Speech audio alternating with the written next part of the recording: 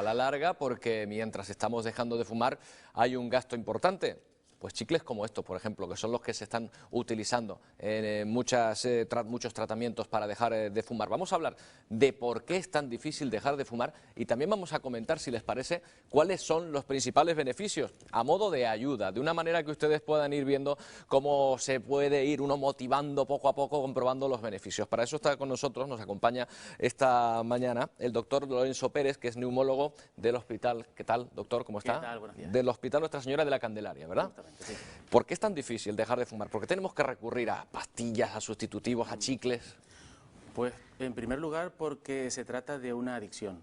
Es decir, el cerebro del fumador es adicto a una sustancia que es la nicotina que contienen los cigarrillos y por tanto cuando no tiene esa sustancia en la sangre, cuando no recibe esa sustancia, pues envía señales que se traducen en un síndrome de abstinencia, demandando esa dosis que necesita de nicotina. ¿Pero es solo una cuestión física, una cuestión química directamente, o hay también una especie de hábito, una especie de costumbre de llevarse quizá el la base cigarro de a la la boca, adicción, ¿no? la base de la adicción es física, es esa adicción a la nicotina. Lo que ocurre es que fumar es una conducta repetitiva, que a fuerza de repetirse se vuelve automática, se vuelve inconsciente y además se va asociando a determinados momentos, a determinadas conductas del día o a determinadas situaciones. Se fuma en momentos de estrés o se fuma en momentos de mayor ansiedad o en momentos placenteros o se fuma en determinados momentos del día o realizando determinadas actividades.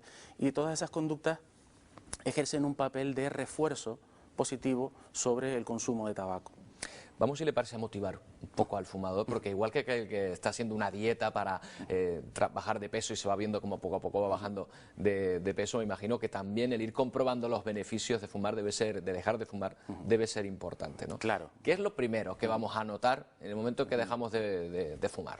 Probablemente los primeros beneficios, ya en el reportaje anterior se decía algo, los primeros beneficios como son la reducción de la frecuencia cardíaca, de las pulsaciones, o la reducción de componentes tóxicos en la sangre como el monóxido de carbono, es posible que el fumador no los pueda percibir de manera inmediata, pero sí es cierto que desde las primeras horas, en las primeras 24 horas, hay beneficios en la salud, en la calidad de vida que el fumador puede percibir, la sensación de percibir mejor los olores, de percibir mejor el sabor de la comida.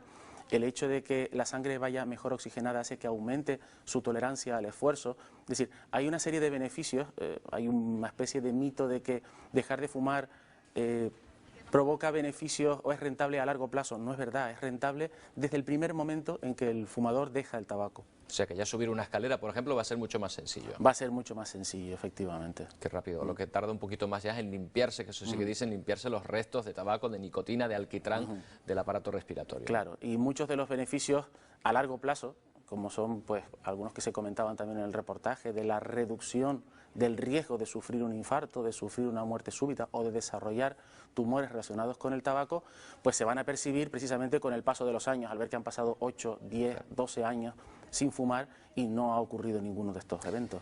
Hay personas, exfumadores, que dicen que descubren nuevos sabores, es decir, que pensaban que las cosas sabían de una manera y cuando han dejado de fumar, dicen, pero esto sabe distinto, sabe de otra manera, mucho mejor. Claro, sabe a lo que sabe, es decir, claro. hay que pensar que el fumador tiene sus papilas gustativas y tiene sus receptores del olfato saturados con el humo del tabaco.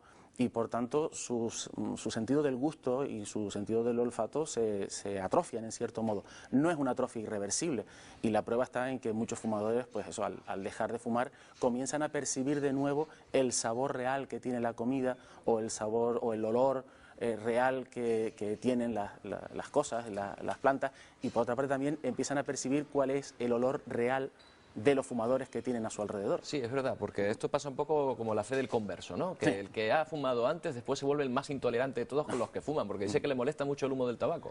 Claro, porque percibe el olor de los otros fumadores y entonces pues le da por pensar, caray, es que yo antes olía así, ¿no? ¿Y por cómo es que nadie me lo había dicho? Claro.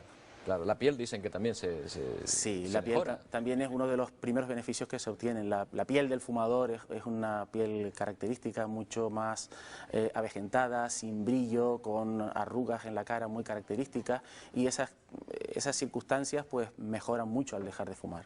Mire, doctor, hace poco hemos estado leyendo libros para dejar de fumar, precisamente preparando esta entrevista, libros para que mujeres dejen de fumar, y curiosamente en este sector, en el femenino, uno de los mayores hincapiés que se hacen en todos los libros es que lo que se engorda después se vuelve a adelgazar. Parece que hay un miedo entre las mujeres a dejar de fumar por subir unos kilitos.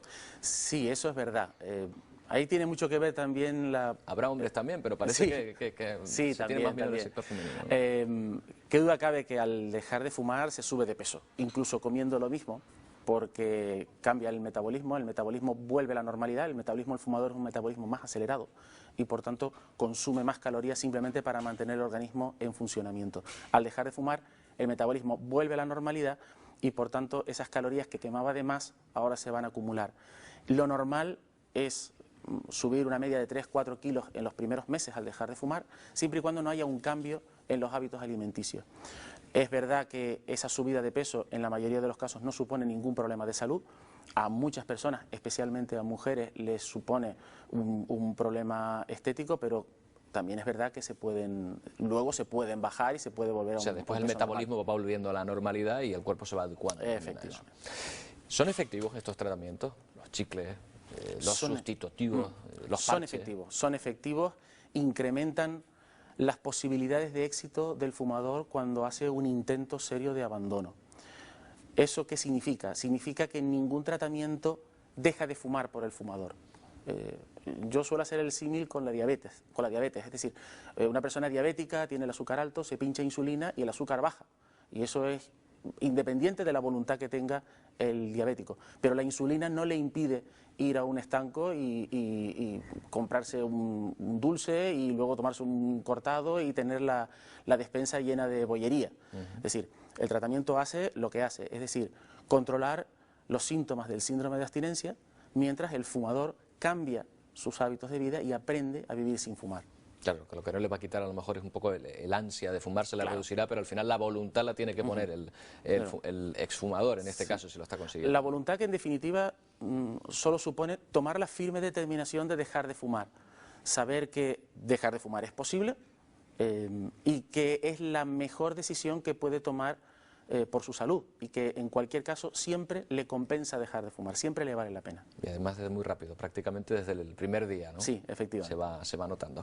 Pues nada, doctor, me imagino que habrá muchas personas que vayan a su consulta con esa firme determinación. Le deseo que encuentren la forma de convencerlas a todas y de apoyarlas para que dejen el vicio. Por suerte suelen venir bastante convencidas. Al final lo único que hay que hacer es orientarlas para que sigan el camino adecuado. Doctor Pérez, muchas gracias por acompañarnos. Encantado, un placer.